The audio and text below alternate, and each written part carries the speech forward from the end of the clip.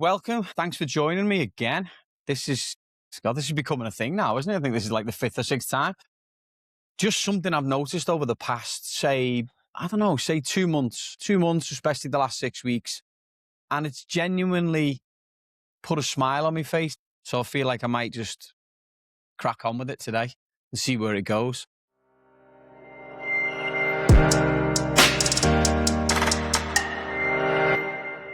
Across Bomb Podcasting.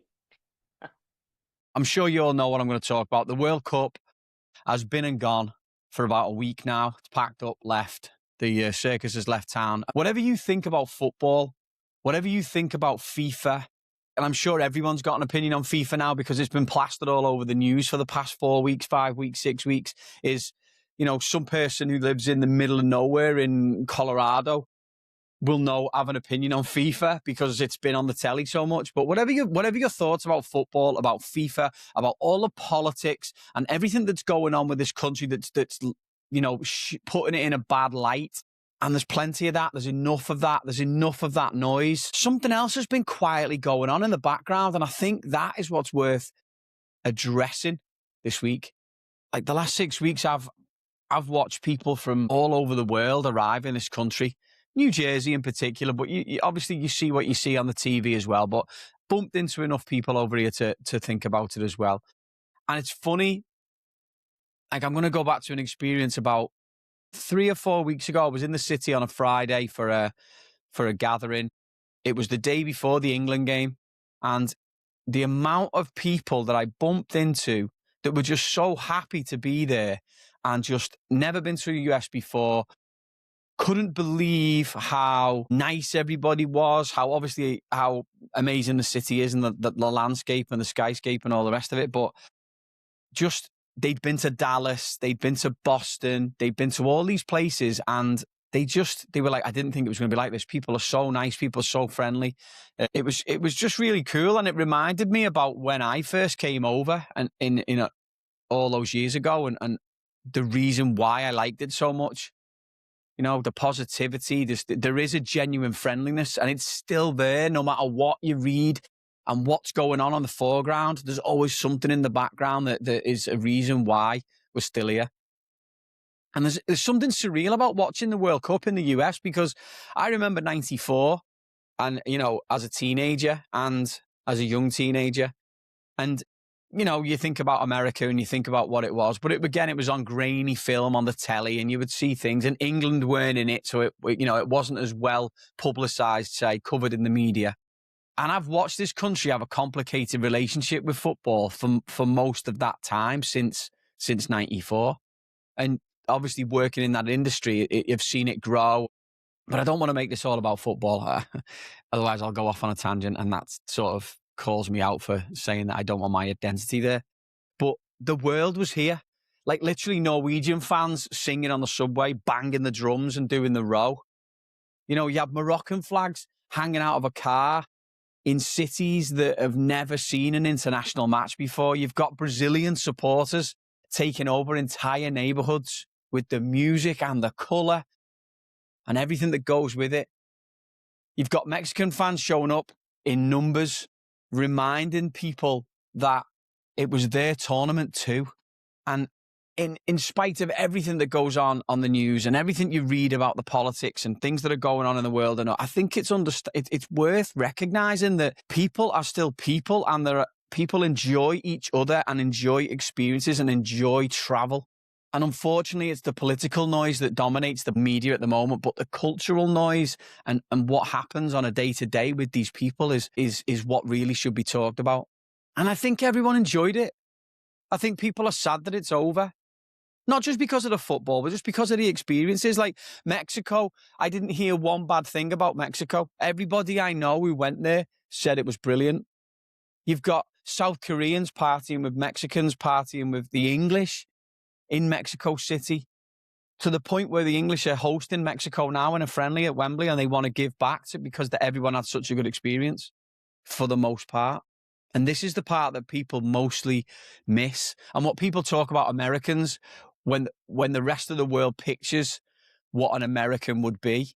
And it's like this caricature version. I know Andy Broadbent mentioned it 2 weeks ago.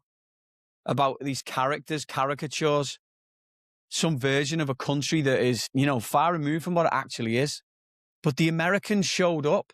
The ones who were here showed up for the fans and, welcomed them, fed them, pointed them in the right direction, stood shoulder to shoulder with them in bars and pubs and fan zones and around the stadiums. And those Americans are not one thing. And this is what's important to understand about Americans.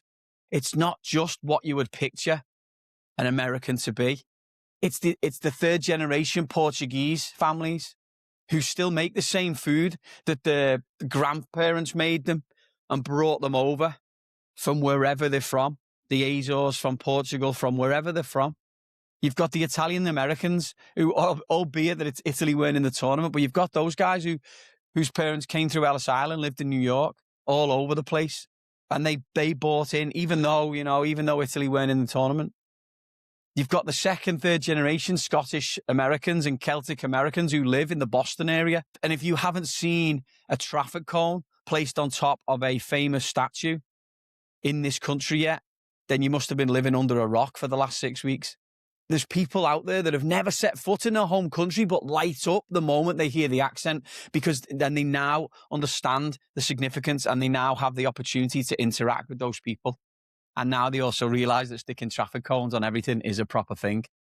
Well, you've got the first generation Ecuadorians who came here with nothing to build something new and now, are watching the kids cheer for the US and for Ecuador because they've lived here and they're a part of this and they're also holding on to their roots. And there's no conflict. It's just who they are. You've got the Western Africans, flags, drums, noise, everything that comes about it. And then you've got the Western Europeans who came to visit. Like I said before, the English, but you've got the Germans, the Dutch, the French, who found their own surprises. And you remember the story about the German banging on about ranch dressing, which I kind of believe the hype. But I don't know how many ranch dressing spots are going to be popping up in Munich over the next couple of years. Who knows? It might take off. You just don't know, do you? And that's what America is. And that's what this World Cup has brought out to me. It's not one culture. It's every culture layered on top of each other. Sometimes messily laid on, sometimes it's perfect, but it always produces something that you don't find anywhere else. And that's what this country is about. And that's why I've stayed. It sounds like I'm missing the point, and there are things going on in the world and there are things going on in this country, but I just want to focus on the positives, because sometimes all we scream about is the negatives because we see it in an article. And that doesn't mean you don't fight for it, but at the same time, recognize why we're all here. Recognize why your family moved here. Recognize why you moved here.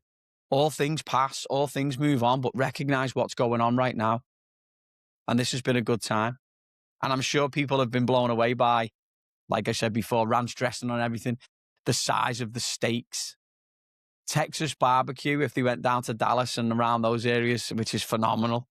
All the things that we have over here that are available over here, I'm glad it's nice to see that people will go back with a positive. No matter what's going on in the background, people will go on back home with a positive.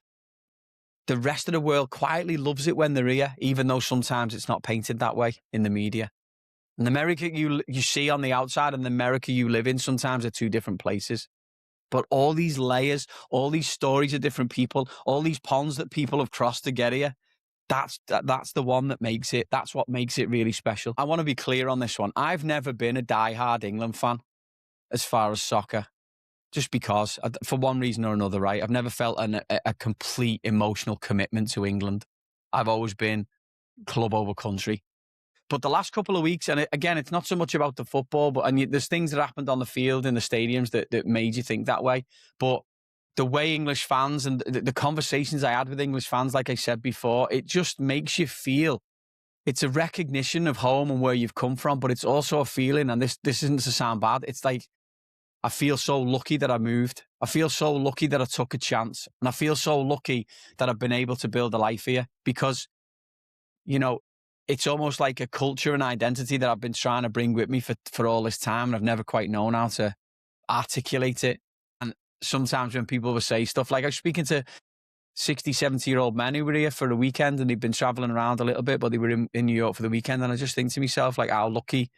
And underneath everything, you still, people still are, no matter how much you travel, you're still that kid that gets off the plane with that uncertainty and that excitement to go and see things and go and do things. And this is what football does that nothing else can do. It puts people in the same space that would never be with each other. And it gives all those layers that I talk about, all those generations, all those flags, a reason to be in the same room. People from so many different countries have shared spaces, shared tables, and just got on with it and just enjoyed each other and enjoyed the moment. Because that's what connection is, isn't it? And that is what matters now. When everything else is trying to pull you apart, this has done something. It's almost like all the fans and the people who came over just give a big fuck you to everybody else. It's like, listen, we can do this. People can do this. People can stick together and people can enjoy each other no matter where you're from, and pick up cultures and embrace parts of cultures and move forward. And I think that's what's most important, because if we can't do that, and once that goes, then there's no hope for us, is there? I think that's one of the biggest things I've enjoyed about this whole thing. The football's the football. It's always going to be there, but it's the way that the fans interacted this time, for the most part, I think was brilliant. So I'm going to leave you with this. If the World Cup has taught you nothing else, if you can't even stand football, it's just been a reminder for the people who came and the people who live here of what this country actually is when you look at it properly and when it does the right thing and you don't believe the hype and all the nonsense that's on the news as well and all the stuff, the noise in the background.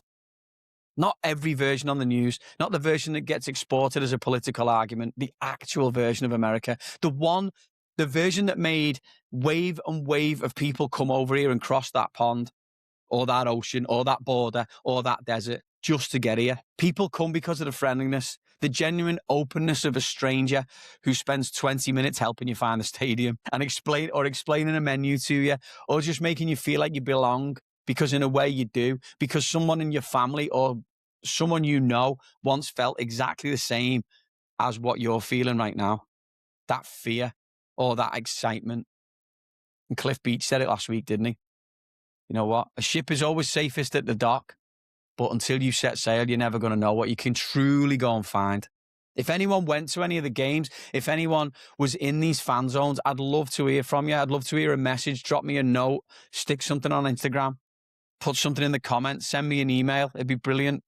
It's just a recognition of what you've done, of what you've seen, because that sometimes will keep you going.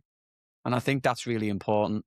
And if you're someone who came to the World Cup and found yourself thinking, I understand now why people come here, you won't be the first and you won't be the last, because a lot of us have thought the same thing and some of us never left. But that's the Monday mood for this week. You know what? I appreciate it. Have a think about it. If you're going to make that trip and you're thinking about making that trip, do it.